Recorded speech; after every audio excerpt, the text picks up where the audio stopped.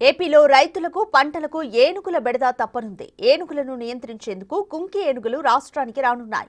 పంట పొలాలని నాశనం చేస్తున్న అడవి ఏనుగులను నియంత్రించేందుకు ఏపీకి 6 కుంకి ఏనుగులను పంపిస్తామని కర్ణాటక మంత్రి ఈశ్వర్ ఖండ్రే తెలిపారు. ఈ నెల 21న Karnataka CM Siddaramaiah, deputy CM DK Shivakumar, AP deputy CM Pawan Kalyan సమక్షంలో ఏనుగుల అప్పగింత ఉంటుందని ఆయన తెలిపారు.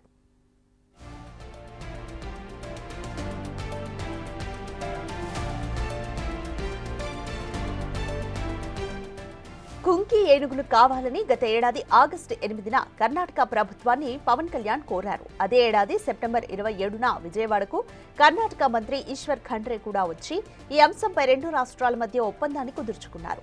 అందుకు అనుగుణంగా ఇప్పుడు వాటిని అందించనున్నారు. అయితే దసరా ఉత్సవాల్లో పాల్గొనే ఏనుగులను మాత్రం ఆంధ్రప్రదేశ్కు ఇవ్వడం లేదని కర్ణాటక మంత్రి చెప్పారు.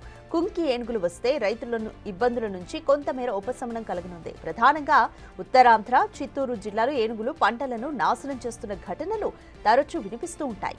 ఈ సమస్యలకు ఇక చెక్ పడనుంది.